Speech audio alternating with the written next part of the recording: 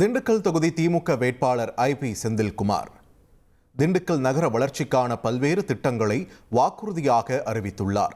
நெரிசலான பகுதிகளில் மேம்பாலம், தரமான சாலை, தினசரி குடிநீர் வழங்க நடவடிக்கை எடுக்கப்படும் என்று அவர் அந்த அறிவிப்பில் தெரிவித்தார்.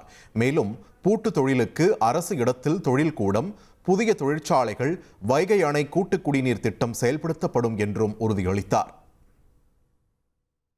இன்னும் பல்வேறு வளர்ச்சி திட்டங்களை எதிர்நோக்கி இருக்கிறது. எனவே ஒரு வளர்ச்சியடைந்த புதிய திண்டுக்கலை உருவாக்க வேண்டியதன் அவசியம் இப்பொழுது ஏற்பட்டிருக்கிறது.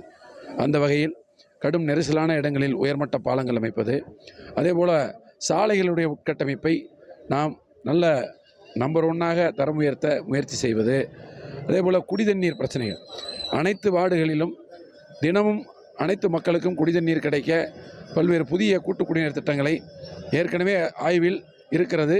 விரிவான திட்ட அறிக்கைகள் தயார் செய்யப்பட்டு நிர்வாக அனுமதிக்கெல்லாம் போயிருக்கிறது.